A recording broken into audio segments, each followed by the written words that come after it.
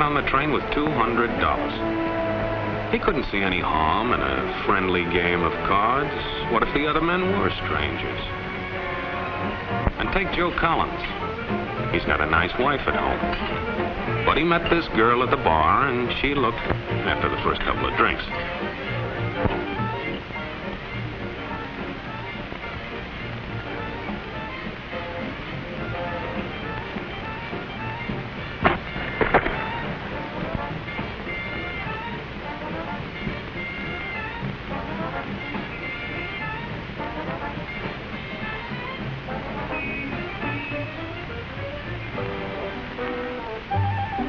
There's a good old-fashioned word for people like us. We call them suckers. And there are other people who stay up nights figuring out how to take away what they've got. There are all kinds of games. Mike here, for instance. He's got everything in me. He's young, he's healthy, got a job. And he's got plenty of food. Big factories to make things a man can use. Big cities to do the business of a big company. And people. Lots of people. Enough to work the farm and build the factories, dig the mines, run the business.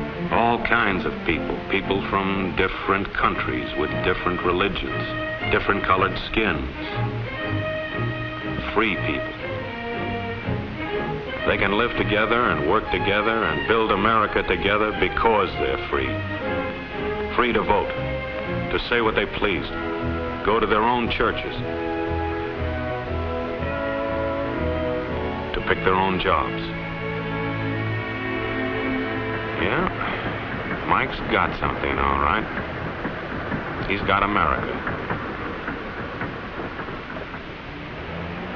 But there are guys who stay up nights figuring out how to take that away from him. I happen to know the facts. Now, friends, I'm just an average American. But I'm an American. And some of the things I see in this country of ours make my blood boil. I see people with foreign money. I see Negroes holding jobs that belong to me and you. Now, I ask you, if we allow this thing to go on, what's going to become of us real Americans? I've heard this kind of talk before, but I never expected to hear it in America. This fellow seems to know what he's talking about. What are we real Americans going to do about it? You'll find it right here in this little pamphlet. The truth about Negroes and foreigners. The truth about the Catholic Church. Do you believe in that kind of talk? I don't know, makes pretty good sense to me. And I tell you, friends, we'll never be able to call this country our own until it's a country without. Without what? Yeah, without what? Without Negroes. Without alien foreigners. Without Catholics. Without Freemasons. You know these people. What's wrong with the Masons? I'm a Mason. Hey, that fellow's talking about me. And that makes a difference, doesn't it? These are your enemies. These are the people who are trying to take over our country. Now you know them. You know what they stand for. And it's up to you and me to fight them. Fight them and destroy them before they destroy us. Thank you.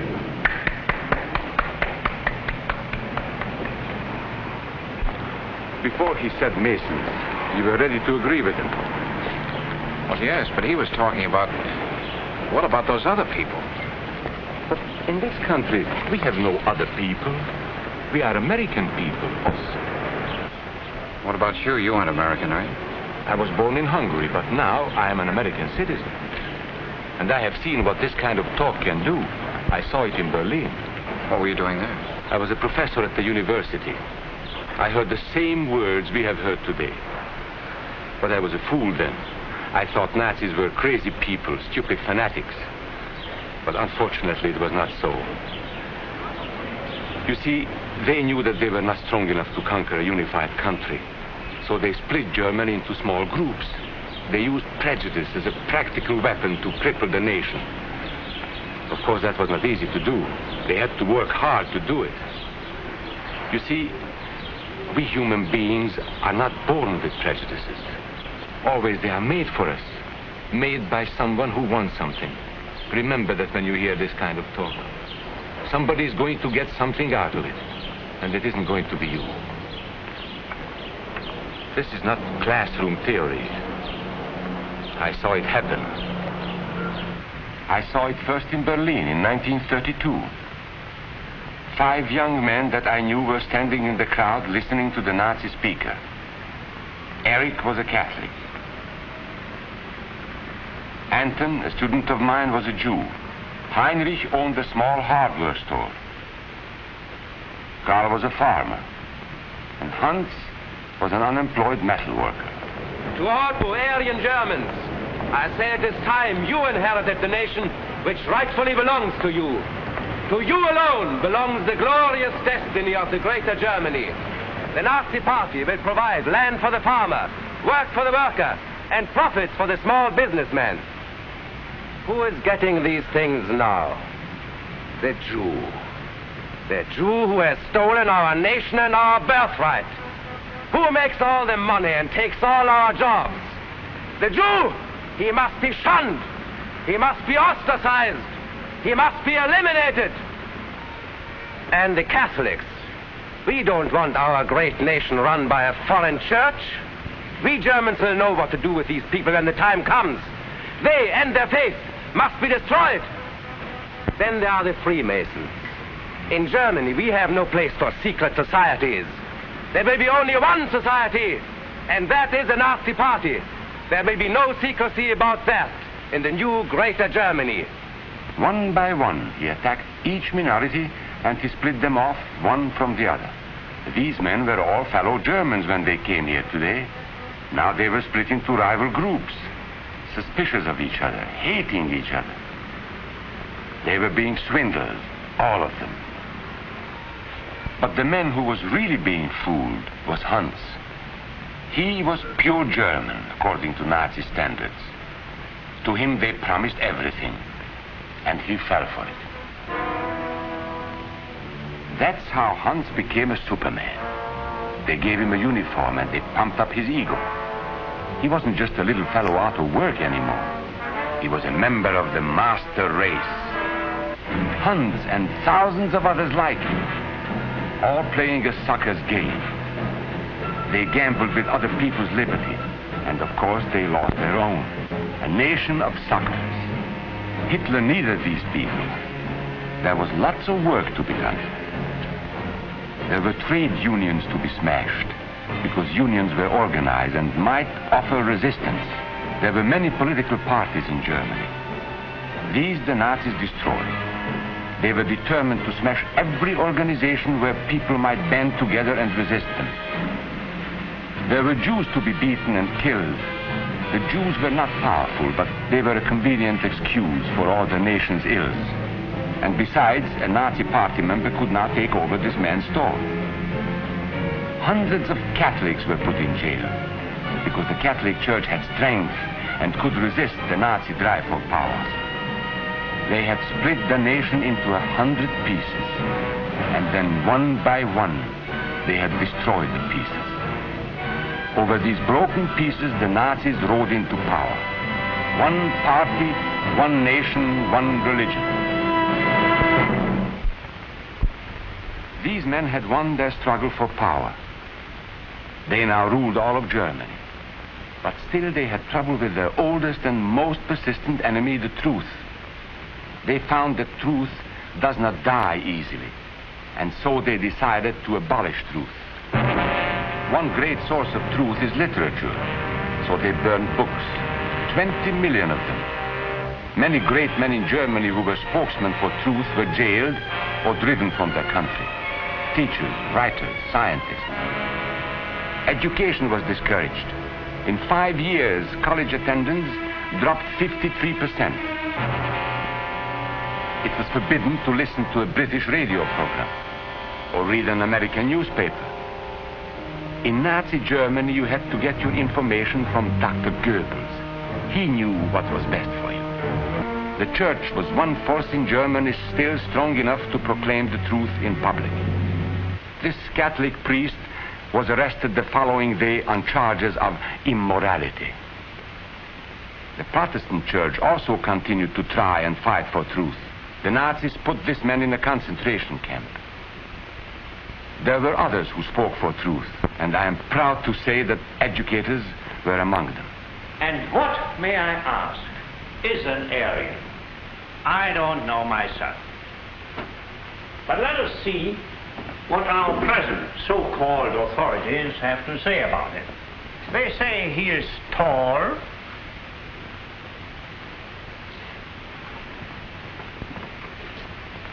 slender,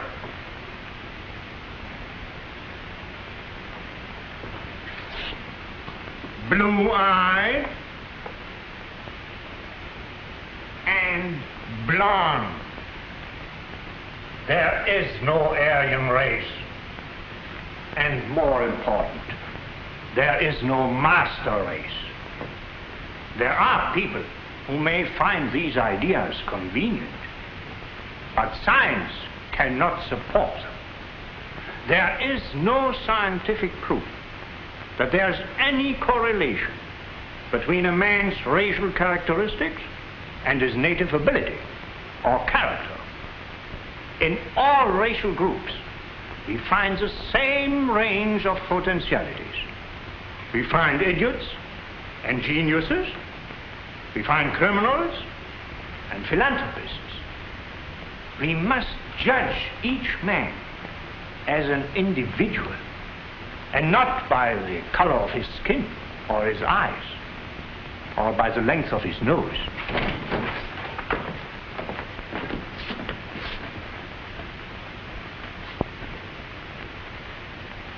Come in, gentlemen. It's comfortable. And remember that there is no master race. That is a scientific truth. Anyone who tells you otherwise is lying.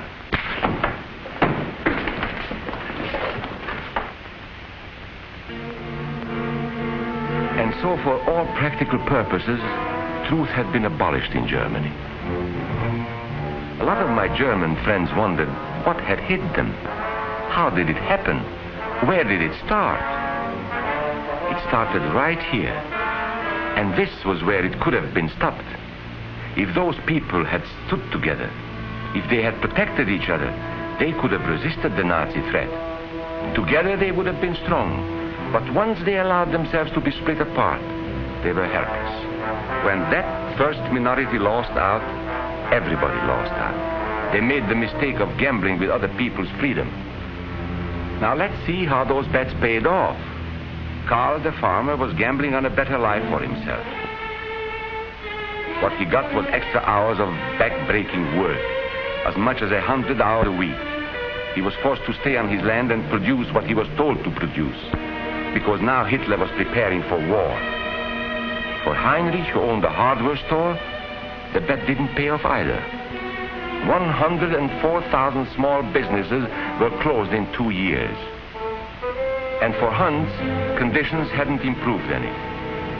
He had a job now in the munitions factory, but he worked long hours for little pay. The working conditions grew increasingly bad. And even though he didn't like the job, he wasn't permitted to leave it. And when Hitler decided the time was right, Germany went to war. Not by declaring war, but by a carefully prepared sneak attack. Once again, Hitler needed Hans to do his dirty work. Hans was an expert at brutality this time, and Hitler had decided to use Hans and his brutality against other peoples, the Czechs, the Poles, the French, the Russians. But in the crucial test of war, Hitler's race theories didn't pay off.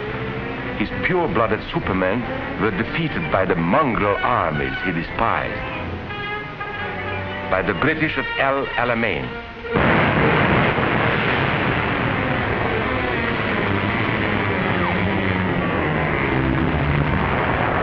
By the Russians at Stalingrad.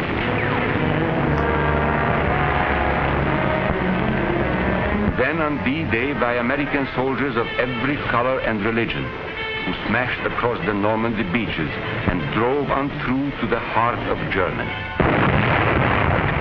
the misguided Germans who had swallowed the Nazi bait, the Nazi game did not pay off.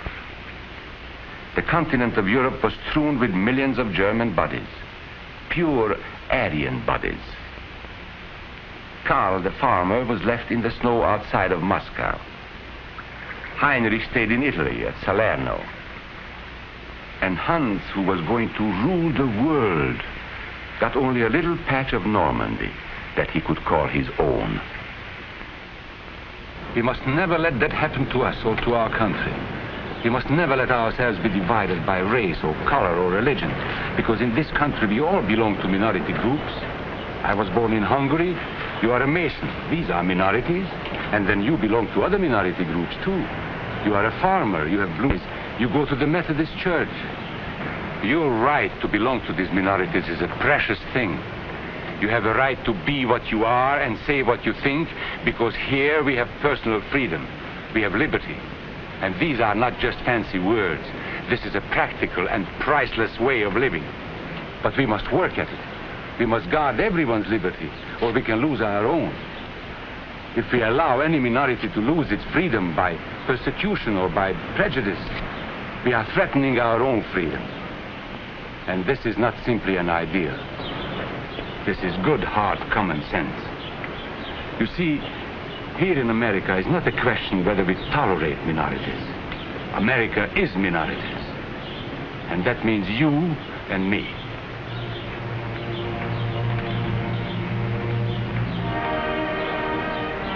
So let's not be suckers. We must not allow the freedom or dignity of any man to be threatened by any act or word. Let's be selfish about it. Let's forget about we and they. Let's think about us.